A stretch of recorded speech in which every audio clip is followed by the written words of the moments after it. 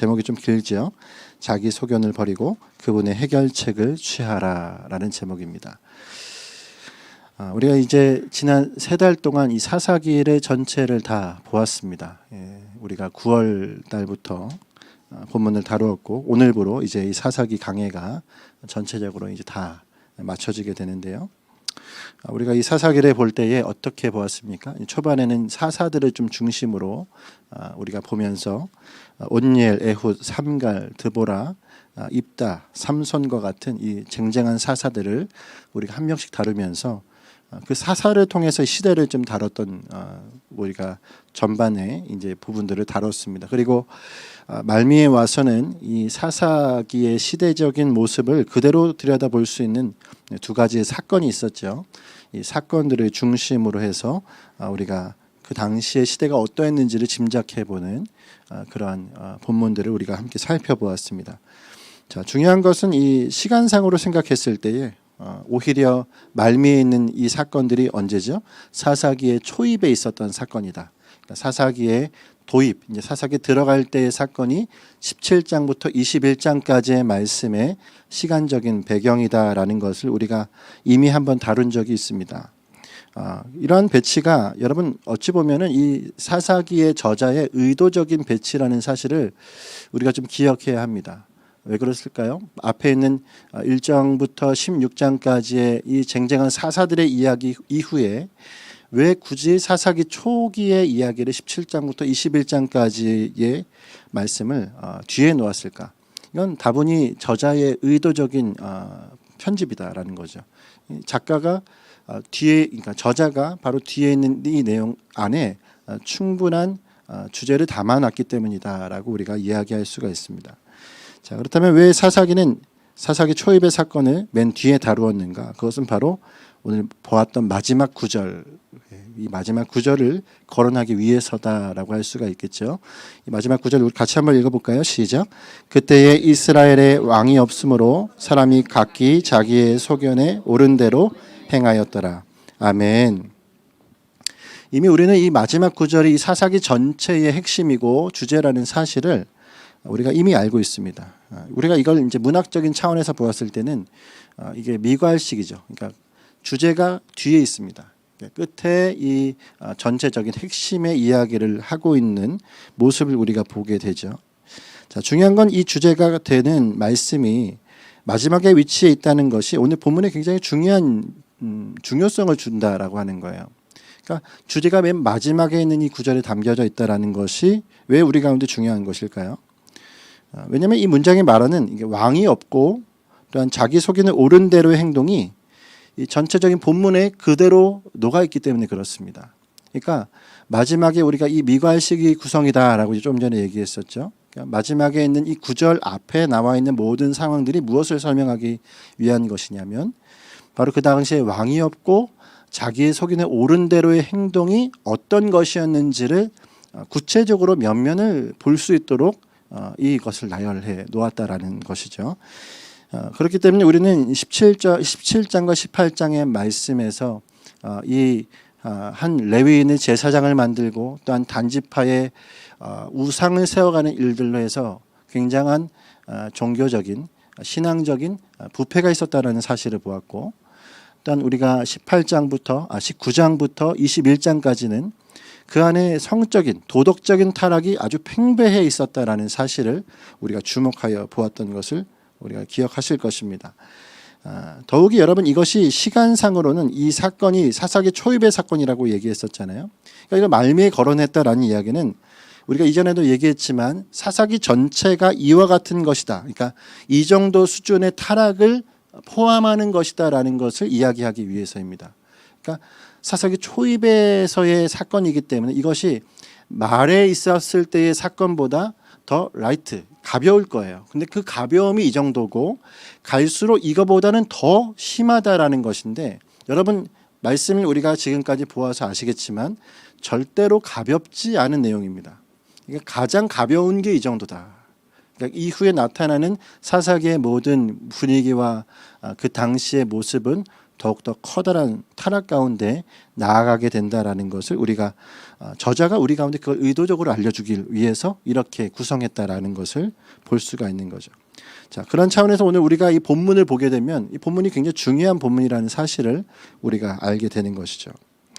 자, 그렇다면 본문에서 드러나고 있는 이 왕이 없고 자기 소견에 옳은 대로의 행동이 구체적으로 어떤 행동이었을까요?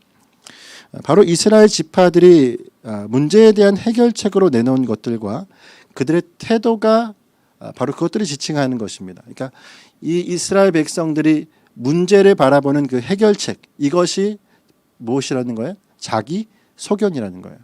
그리고 그것을 바라보는 태도, 그러니까 이 사람들이 가지고 있는 이 문제를 바라보는 태도가 바로 무엇이라는 얘기입니까?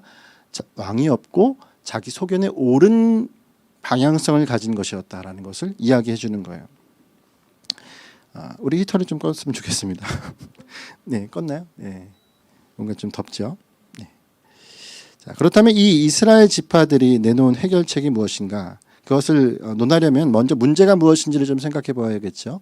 우리가 이 본문의 묵상을 계속 같이 해오신 분들은 아시겠지만 이걸 혹시라도 놓치시는 분들이 있을 수 있기 때문에 우리가 잠깐이라도 한번 짚어보는 것이 중요합니다.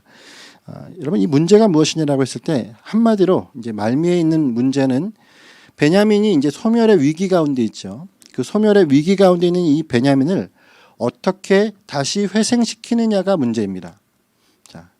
그러니까 베냐민 지파가 소멸되는 것도 문제였고 그 전에 이 베냐민 지파와의 전쟁도 문제였어요, 사실요. 근데 이 모든 걸 지금은 다 다룰 수는 없고요. 지금 우리가 문제를 마지막으로 잡자라는 것은 무엇이냐면 이 베냐민 지파를 어떻게 회생시키느냐가 마지막에 이제 문제였어요. 근데 그 문제를 해결하는 해결책 자체가 뭐예요? 자기 소견이다라는 것을 이야기해 주는 것입니다.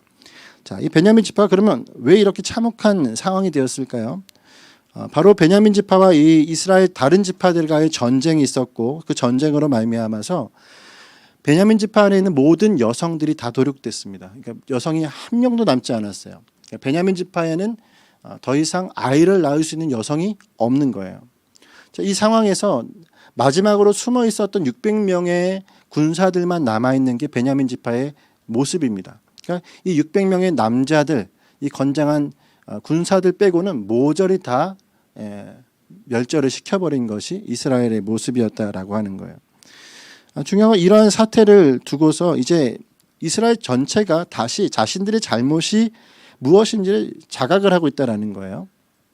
그러니까 600명 남겨놓고 나니까 이제부터 뭐예요? 발등에 불이 떨어진 겁니다. 왜요? 이스라엘 지파는 12지파여야 하는데 한 지파가 아예 사라지게 됐어요. 그러니까 하나님의 12지파를 만들어 놓으신 그 뜻 앞에서 봤을 때 이거는 하나님 앞에서 그들이 잘못한 것이다라는 것을 스스로도 알게 되었다라는 사실입니다. 그렇기 때문에 그들의 이 지파를 다시 살리려고 시도를 하고 있는 거예요. 그러니까 자신이 자각을 했죠. 그리고 다시 살리려면 어떻게 해야 될까를 보고 있는 것입니다. 근데 여러분, 그 방법이 지금 어떤 방법이죠? 그 방법이 하나님 앞에 매우 선해야 하는데도 불구하고 선은 고사하고 비상식적입니다. 그리고 반인륜적이고요. 또한 비성경적입니다. 자, 이들이 하는 모든 행동이 도덕적이지도 않고요. 또한 신앙적이지도 않은 모습을 지금 하고 있다라는 것을 우리가 보게 되는 거죠. 자, 두 가지를 한번 생각해 볼 수 있는데 첫 번째는 무엇입니까? 미스바에 올라오지 않은 지역, 그러니까 우리가 오늘 새벽의 본문이죠. 야베스 길르앗이라고 하는 지역의 사람들은 이스라엘이 다 같이 베냐민을 쳐들어가기 위해서 모였을 때 그 자리에 있지 않았습니다. 그 자리에 있지 않았던 이들을 어떻게 합니까? 그래서 오늘 새벽의 말씀을 따르면 그들을 다 멸절시키는데 다만 400명의 처녀들을 남기기로 했어요. 왜요? 조금 전에 이야기했었던 이 베냐민의 600명의 사람들에게 아내를 주기 위해서. 그래서 이 야베스 길앗에 있는 지역에 있는 사람들에게 다른 사람은 다 죽이고 누구만 살리는 거죠? 400명의 처녀들만 남기는 것을 그들이 지금 문제의 해결책으로 내놓은 겁니다. 자, 문제가 뭐라 그랬죠? 600명의 사람들을 어떻게 가지고 베냐민 지파를 회복할 것인가에 대한 답이 뭐예요?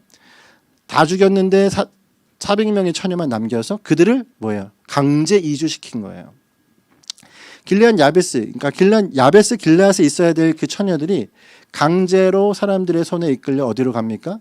실로로 가게 되어지는 상황이 만들어지는 것입니다. 그러니까 1차적으로 이스라엘 잘못된 것이 무엇인지 우리는 잘 알죠. 그들 잘못된 것은 맹세부터 잘못되었어요. 그러니까 이들을 죽이겠다라고 하는 그 맹세가 왜 잘못되었습니까? 총에 올라오지 않은 자들을 죽이도록 맹세한 이 이스라엘의 맹세는 결국 야베스 길앗이라고 하는 대상에게 적용이 되어지죠.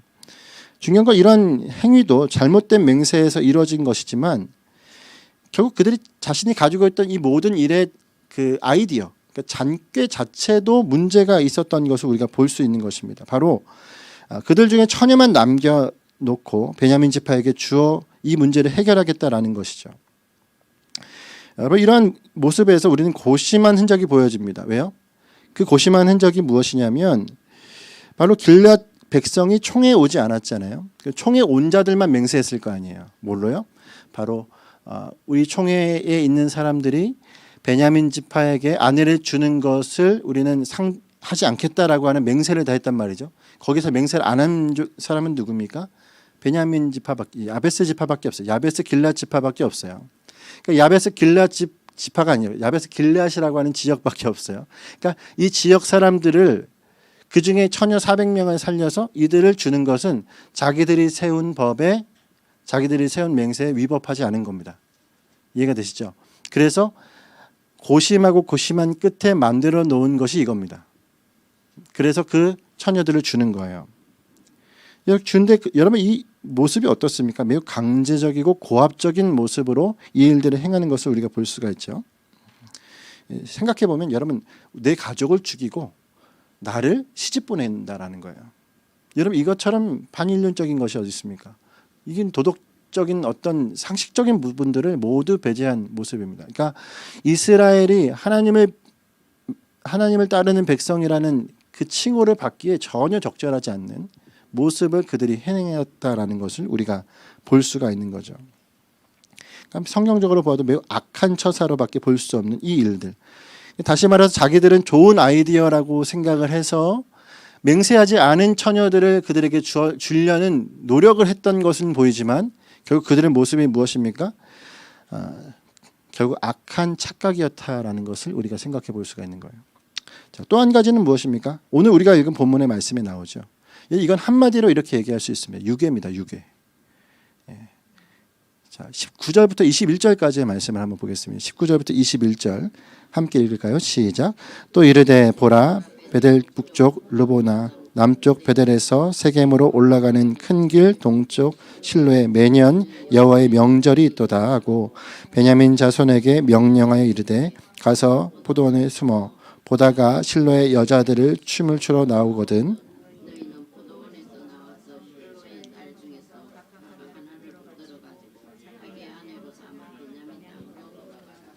아멘. 여러분, 이 본문을 우리가 거룩하게 보거나 이 본문이 우리가 뭐 합당하거나 적합한 모습으로 보시면 안 됩니다.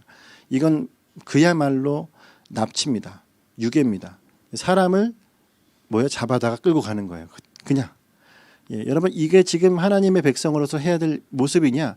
여러분, 하나님의 백성은 고사하고 일반적인 모든 사람이라고 하는 사람들이 양심적으로 해서는 안 될 일을 지금 그들이 맹세 앞에서 해결책이라고 놓고 있는 것입니다. 그러니까 맹세 앞에 해결책을 지금 다 무엇이에요? 반인륜적인 모습과 또한 비성경적인 모습이 여기서 나타나고 있는 모습을 우리가 볼 수가 있는 거죠. 그것도 여러분, 어디서 그들을 납치하게 합니까? 여호와의 축제에서 합니다. 이해가 되시죠? 그러니까 쉽게 말하면 그 어린이날에 어린이를 납치한 거예요. 여러분, 이것처럼 악한 것이 어디 있어요? 어린이날에 에버랜드에서 아이 납치하면 그건 착한 일입니까? 말도 안 되는 이 잘못된 일들을 지금 여기서 행하는 것이라는 것이죠. 여러분, 이러한 그들의 지시도 역시 생각해 보시면은 이 그들에게 아이디어입니다. 이들이 고심한 흔적이 있는 거예요. 왜 그렇습니까? 왜냐하면 여러분 22절의 말씀에 그들의 아버지에게 하는 말을 들어보면 우리가 그것을 볼 수가 있습니다. 그 아버지에게 뭐라고 얘기하죠? 22절 말씀 시작. 만일 그의 아버지나 형제가 와서 우리에게 시비하면 우리가 그에게 말하기를 청하건대 너희는 우리에게 은혜를 베풀어 그들을 우리에게 줄지니라. 이는 우리가 전쟁할 때에 각 사람을 위하여 자기 아내를 너희가 자기 너에게 죄가 없을 것임이니라 하겠노라. 아멘. 아멘. 여러분 이 22절의 말씀이 무엇입니까? 자, 22절의 말씀은 다른 말이 아니라 그겁니다. 마지막에 너희가 자의로 그들에게 준 것이 아니고 뭐예요? 너희가 죄가 없다. 그들이 빼앗은 거지 너희가 준 것이 아니다. 이거 지금 뭘 이루겠다는 것입니까? 자기들의 그 하찮은 맹세를 해결책으로 내놓은 거예요. 고민하는 적이 있죠. 왜요? 그들을 베냐민 군사들이 납치해 가면 그것은 그들에게 준 게 아니라 빼앗아간 것이니까 법에 저촉이 되지 않는다. 이거예요. 여러분 이 지금 이 상황에서도 동일하게 뭐죠? 자신들의 아이디어라고 내놓은 것입니다. 자신들의 생각이라고 이것을 내놨어요. 여러분 우리가 지금 이 두 가지의 이들의 아주 파렴치한 모습들, 이 잘못된 이 방법들을 우리가 볼 때에 여러분 이거 무엇이라는 거죠? 자기소견이라는 거예요. 이걸 우리가 두고서 그 당시에 우리가 왕이 없으므로 자기의 소견에 옳은 대로 행하였다라고 하는 아주 표본적인 이야기를 지금 여기서 하고 있는 것입니다. 자, 이것이 오늘 그러면 이 맹세를 한번 생각해 볼까요? 그들이 지금 어쨌든 이 맹세는 칼같이 지키려고 하고 있잖아요. 이 맹세가 도대체 어떤 맹세일까요? 바로 베냐민 지파에게 우리가 딸을 주지 않겠다라는 거예요. 자, 베냐민 지파에게 딸을 주지 않겠다라고 하는 그 맹세가 그들에게는 하나님 앞에서 여호와 앞에서 했던 맹세라고 생각해서 그들은 이 맹세를 어기면 저주를 받을 것이다라고 생각을 했기 때문에 이 일을 해가고 있는 것입니다. 그러니까 여러분 크게 보시면은 이건 신앙적인 그들의 행동이에요. 근데 그 신앙적인 행동 자체가 뭐예요? 매우 악한 것입니다. 자, 이것이 지금 여기서 키예요. 자, 중요한 건 그러면 이것이 온당한 맹세일 리가 없죠. 왜 그렇습니까? 우리가 다시 돌아가 보면 이 맹세의 근원이 무엇입니까? 맹세의 근원은 레위인이에요. 레위인이 첩에 대한 자신이 했던 행동은 간과하고 그를 모두 토막내서 각 지파에게 보냈죠. 각 지파에서는 이 사람의 선동으로 말미암아서 전쟁을 하기로 결정을 한 겁니다. 여러분 여기에 하나님의 일이 있습니까? 하나님의 언약도 없고 하나님 앞에서 맹세한 것도 없어요. 그러니까 이들이 처음부터 초장부터 했던 것이 무엇이냐면 바로 굳이 지켜도 되지 않을, 그러니까 자신들만에 있었던 자기 소견의 맹세를 가지고 뭐 한 거예요? 지금 그 딸과 한 지역을 파국으로 몰아가고 있는 이 악을 행하고 있는 것입니다. 지키지 않아도 되는 맹세. 그러니까 하나님 앞에서 한 맹세가 아니라 자기들끼리 했던 이 연합군 안에서 행했던 그 맹세로 말미암아서 이러한 모습이 나타나고 있는 것이다라는 거예요. 자, 우리는 여기서 이 자기 소견에 옳은 대로, 그러니까 자기의 소견이 어떤 것인지를 이제 우리가 알 수가 있죠. 여러분 쉽게 말하면 이 자기 소견은 무엇입니까? 전통을 위해서 본질을 상실한 모습이라고 얘기할 수가 있겠습니다. 전통을 위해서 본질을 상실한 모습. 여러분 이들의 문의는 여지없이 이스라엘 백성의 모습이에요. 신앙이 있는 것 같아요. 여러분 보시면 지파들이 모였고 총회로 모였고 그 총회 앞에 언약궤가 와 있고 결속력이 있고 그들이 하는 모든 맹세가 여호와라고 하는 이름 앞에서 합니다. 근데 여러분 이것이 지금 어떤 뉘앙스로 나아가면 어떤 분위기를 풍기고 있습니까? 지극히 악한 것을 띠고 있다는 거예요. 그러니까 하나님의 백성으로서는 해서는 안 될, 거룩한 백성으로서는 절대로 해서는 안 될 일을 여호와의 이름으로 지금 행하고 있는 것입니다. 여러분 이것이 바로 그들이 가지고 있는 문제예요. 그러니까 여러분 그 안에 속에 무엇이죠? 그러니까 겉은 이스라엘 백성의 모습이지만 그 속은 이스라엘 백성으로서의 모습을 상실한 것이죠. 자, 이스라엘 백성의 모습은 어떠해야 됩니까? 왕을 모신 자여야 합니다. 할렐루야. 예, 왕을 모신 자여야 돼요. 왕이 누굽니까? 그들에게 왕은 한 분밖에 없어요. 여러분 주석을 보면 사사기의 사사는 한 분밖에 없다라고 되어 있습니다. 누굽니까? 여호와 하나님이십니다. 그러니까 이들에게 이것이 무너져 있는 상황이에요. 상실된 겁니다. 그러니까 왕도 없고 사사도 없는, 결국 그 당시 암흑이라고 하는 것은 왕을 모시지 않은 자들이 왕을 모신 자처럼 행동을 하고 있는 모습이다라는 거예요. 이것이 지금 사사기의 큰 문제죠. 또 하나는 무엇입니까? 규례와 질서가 상실되었어요. 더 이상의 규례는 등장하지 않습니다. 말씀해 보시면 여호와의 율법을 지켰더라 아니면 그 율법을 따라 준행했더라는 말은 없어요. 그들은 철저하게 규례대로 행하지 않았습니다. 자기의 소견에 오른 대로 행했죠. 마지막으로 거룩한 사고방식을 상실했습니다. 그러니까 철저하게 도덕적으로 부패한 모습으로, 그러니까 이것이 이방 이교적인 모습을 가지고 이스라엘 민족이 지금 그대로 행하고 있는 거예요. 이방 민족은 아들과 딸을 제사로 드리는, 그러니까 산채로 드리는 이 악한 일들을 행하는 것이 이교들의 모습이죠. 근데 그런 모습이 지금 영락 없이 어디에서 나타나는 거죠? 이스라엘 백성에게서 호소란히 나타나고 있는 것입니다. 그러니까 여호와라는 이름을 앞에 두고서 그들의 모든 거룩을 상실한 사고방식이 잘못된 모습으로 하나님을 섬기고 있고 잘못된 아이디어로 이것들을 해결책을 내놓고 있는 모습, 총체적 난국이죠. 중요한 건 이러한 모습은 사실 여러분 오늘 우리에게도 가벼이 넘겨서는 안 될 문제이다라는 사실입니다. 오늘 이걸 우리가 접근해야 되죠. 저 여러분에게도 이건 가벼운 문제는 아니죠. 왜 그렇습니까? 바로 우리에게도 지금 늘 이 싸움이 늘 도사리고 있기 때문에 그래요. 여러분 이 싸움 왜 일어나는 것입니까? 왕을 모시지 않았어요. 그리고 규례를 상실했어요. 그리고 내 안에 거룩한 사고방식을 상실했습니다. 생각해 보세요. 우리 안에 왕이 있어야 되는데 왕이 없는 채로 행동할 때가 있고 우리 안에 하나님의 말씀이 내 안에 규례가 되셔야 되는데 그 말씀을 상실한 모습으로 살아갈 때가 있고 거룩한 사고방식이 아니라 세속적 사고방식을 가지고 살아가려는 우리의 모습이 고스란히 우리에게도 나타나고 있기 때문에 그렇습니다. 할렐루야. 우리 지난 시간 오후 예배 때 우리 귀한 교수님께서 아주 중요한 말씀을 해주셨죠. 객관과 주관. 객관은 무엇입니까? 신적 객관이죠.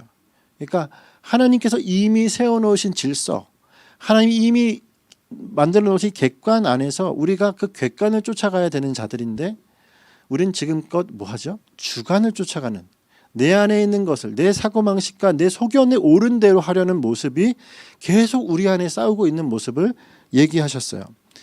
여러분 중세가 교권과 교황의 교시가 하나님 말씀 위에 있었던 그 시대가 오늘도 여지없이 도사리고 있다. 각 교회마다 잘못하면 삽시간에 중세의 교회의 모습과 다르지 않는 모습을 하게 되어지는 지금의 이 모습이 결국 이 사사기의 모습과 무엇이 다르냐라고 했을 때 여러분 이 문제는 누구의 문제죠? 우리의 문제가 된다라는 사실입니다. 그러므로 여러분 오늘 우리 이 그리스도인으로 살아갈 때에 놓치지 말아야 될 것이 무엇입니까? 한번 따라하겠습니다. 내 안에 왕이 계신가? 네. 한 번 더요. 거룩한 사고방식을 가졌는가? 세 번째는 하나님의 질서와 덕이 내 안에 있는가? 네. 내 안에 이것이 있느냐를 여러분 한 번 더 되짚어 보아야 합니다. 이 예배를 나와서 말씀을 들으면서 정말 내 안에 그 왕을 모시고 살아가는 자의 모습인가. 코람데오라고 말은 하는데 코람데오가 어느 순간 내 안에 형식이 되고 전통이 되고 그래 코람데오 알지 아는 것으로 끝난 우리의 모습이 되어서는 안 된다는 거예요. 그 안에 내 모든 사고방식이 무엇이 옳은 것인지는 잘 아는데 아는 것이 내 안에 체화되지 않아서 우리가 세상 따라 그냥 살아가는 거예요. 여러분 이런 모습이 우리 안에 없도록 하나님 앞에 우리가 오늘도 기도해야 함을 믿습니다. 제 아무리 하나님의 큰 일을 수행한다는 사람도 이 본질을 잃어버리면 그때부터는 아무것도 아닙니다. 제 아무리 큰 교회도요. 하나님이 아닌 다른 것이 우상되어지면 그때부터는 그것 그냥 돌 위에 돌이 다 무너지는 것 그걸 바라는 수밖에 없는 거 아닙니까? 성전이 제 기능을 할 수 없으니 하나님이 성전을 무너뜨리신 거 아니에요. 할렐루야. 그럼 오늘 우리가 정말 주님 앞에 기도해야 합니다. 우리의 참혹한 모습을 보면서 우리의 이 참혹한 모습 안에 어떤 열매가 맺혀질지를 여러분 한번 우리의 10년 가운데 다시금 생각해 보았으면 좋겠어요. 여러분과 제가 오늘 맺혀야 할 열매가 무엇이겠습니까?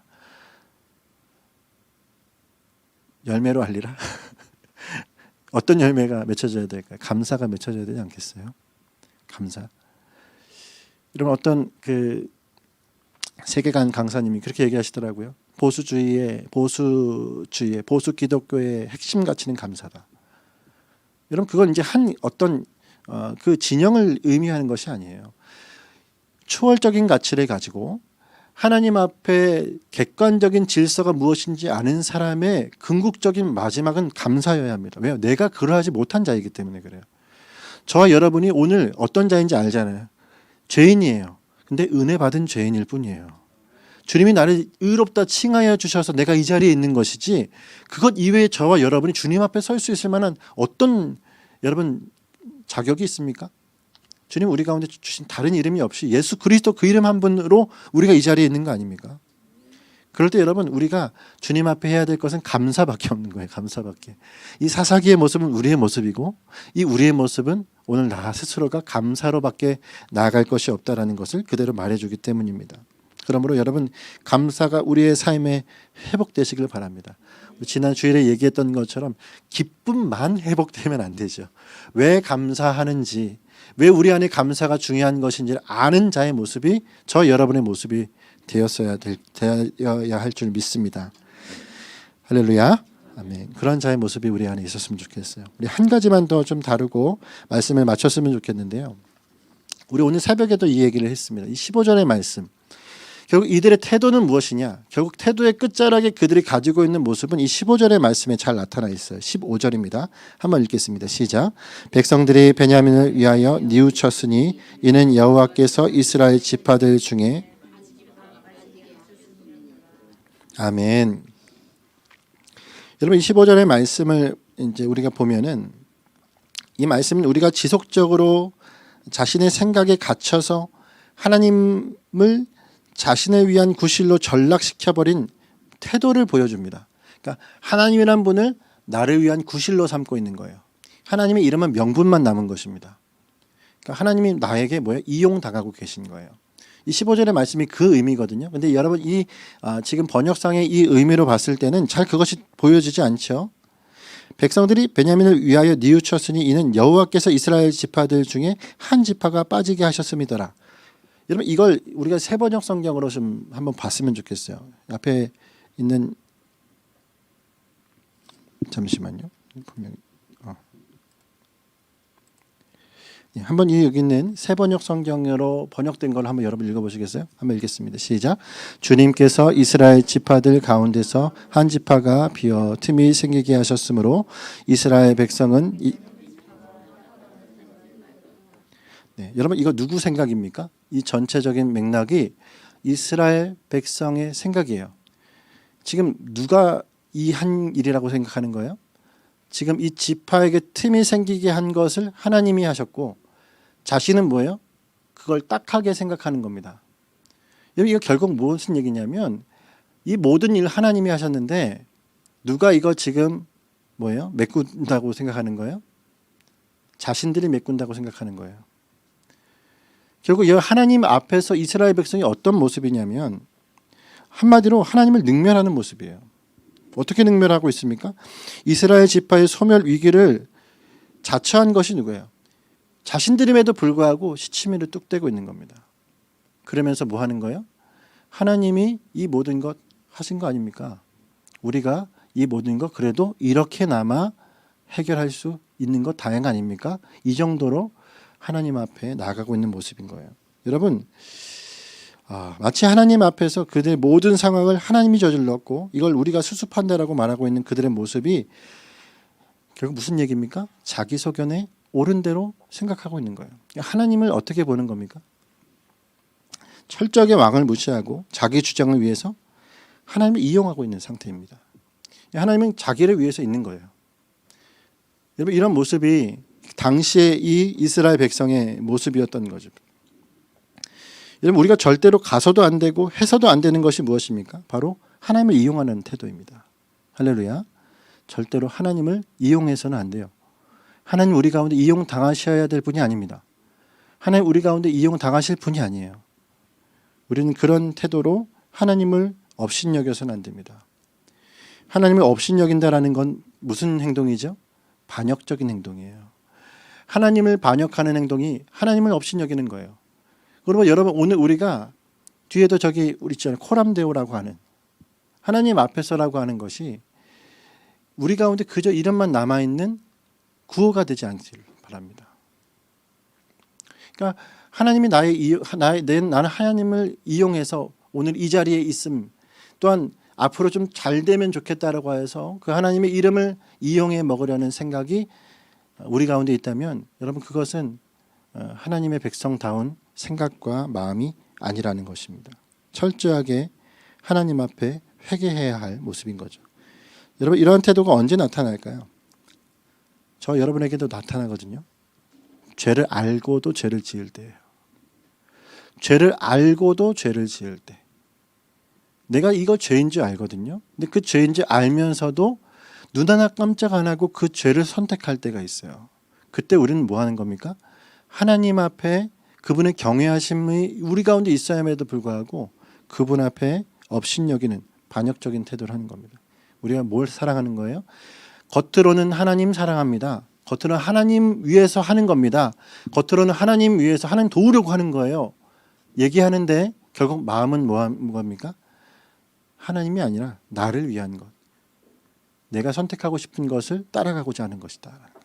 그러므로 여러분, 오늘 우리가 이거 주의해야 됩니다. 여러분, 우리는 하나님을 도울 수 있는 자입니까? 저와 여러분은 애초부터 하나님을 도울 수 있는 자가 아닙니다. 하나님이 우리를 여기로 세워주셨기 때문에 있는 것이지, 여러분, 우리는 하나님을 하나님을 도와줄 하나님의 나를 동역자로 삼아주신 것이고 하나님을 나를 친구 삼아주신 것이지, 내가 하나님 앞에 내가 하나님을 이렇게 돕겠습니다, 어떻게 하겠습니다 라는 것이 사실 우리 안에 여러분 분명하게 기준을 제대로 세워서 이 말들을 해야 된다라는 거예요. 할렐루야.